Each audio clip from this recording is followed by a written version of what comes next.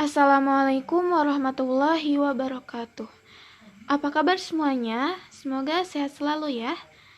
Sebelumnya perkenalkan, nama saya Ika Nurmalika dan rekan saya Faizal Afriansyah Pratama. Kami dari kelompok 16 TIF RP 20A. Pada kesempatan ini kami akan mempresentasikan hasil diskusi dari kelompok kami mengenai problem pada bab 7, yaitu problem ke-16. Berikut merupakan problemnya. Pengontrolan DME hanya melayani 4 penerima tautan telekomunikasi, satu persatu saluran DME, dengan kecepatan masing-masing 64 kbps. A. Apakah Anda akan mengoperasikan pengontrol dalam mode burst atau mode stealing cycle? B. Skema prioritas apa yang akan Anda terapkan untuk saluran DME? Berikutnya, problem poin A akan dipresentasikan oleh rekan saya, yaitu Faizal Afriansyah Pratama. Kepadanya saya persilahkan. Baik, saya akan mempresentasikan poin A. Apakah Anda akan mengoperasikan pengontrol dalam mode burst atau mode styling cycle? Sebelum menentukannya, kita harus mengetahui terlebih dahulu perbandingan antara kedua mode. Pertama, mode burst, teknik transfer datanya akan terus-menerus dilakukan sampai seluruh data tidak dapat ditransfer. Sedangkan mode styling cycle akan mentransfer data di mana satu data ditransfer dan kemudian kontrol dikembalikan ke CPU. Kedua, dari segi transfer data. Pada mode burst, data akan terus berlanjut hingga seluruh data tidak dapat ditransfer lagi. Sedangkan mode styling cycle, data hanya akan ditransfer saat CPU dalam keadaan idle. Yang ketiga, dalam segi kecepatan, mode burst lebih cepat dibandingkan dengan mode styling cycle. Mode burst digunakan untuk mentransfer data untuk perangkat berkecepatan tinggi, sedangkan mode styling cycle, transfer datanya lambat karena data yang ditransfer harus saat keadaan CPU idle. Keempat, dalam segi pemanfaatan CPU. Pada mode burst, pemanfaatannya rendah dibandingkan mode styling cycle. Kenapa? Karena CPU tetap diam hingga seluruh data tidak dapat ditransfer. Sedangkan mode styling cycle, pemakaian CPU-nya tinggi karena data ditransfer saat CPU tidak memiliki tugas untuk dijalankan. Yang kelima, mode burst tidak perlu memeriksa kemalasan CPU, sedangkan mode styling cycle akan ekstra overhead karena setiap kali CPU harus dimonitor untuk periode idle atau slot.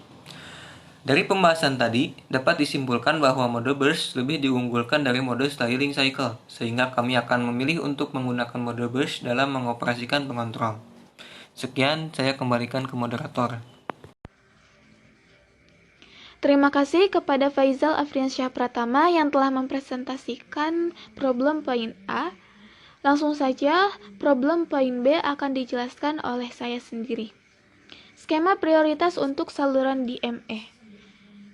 Yang pertama yaitu skema 8237 pengendali DME. Skema 8237 beroperasi dalam dua siklus ideal dan siklus aktif, di mana setiap siklus berisi 7 keadaan terpisah yang masing-masing terdiri dari satu perintah periode jam.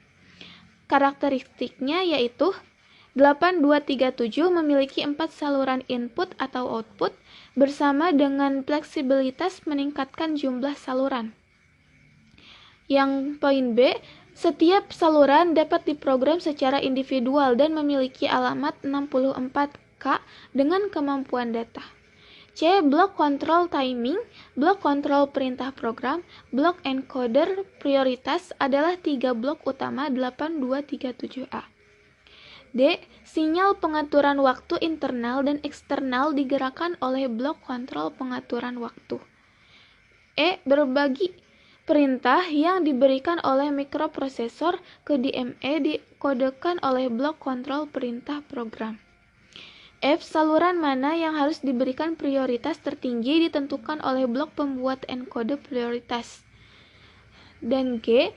8237A memiliki 27 register internal. Selanjutnya yang kedua yaitu skema 8257 pengendali DME. Untuk setiap saluran 8257 berisi 2 register 16 bit. Satu, register alamat DME, dan yang kedua, register jumlah terminal yang harus dianalisasi sebelum saluran diaktifkan. Alamat lokasi memori pertama yang akan diakses dimuat dalam register alamat DMA. Karakteristiknya yaitu A. Mengakuisisi kontrol atas bus sistem dari prosesor. B. Perangkat yang terhubung ke saluran prioritas tertinggi diakui. C. Bit-bit paling tidak signifikan dari alamat memori dipindahkan ke baris alamat A0, A7 dari bus sistem. D. 8 bit paling signifikan dari alamat memori didorong ke 8212 input-output port melalui jalur data. E. Menghasilkan sinyal kontrol yang sesuai untuk transfer data antara peripheral dan lokasi memori yang dialamatkan. Dan yang terakhir, F. Ketika jumlah bit yang ditentukan ditransfer, controller menginformasikan akhir transfer CPU dengan mengaktifkan output terminal count atau TC.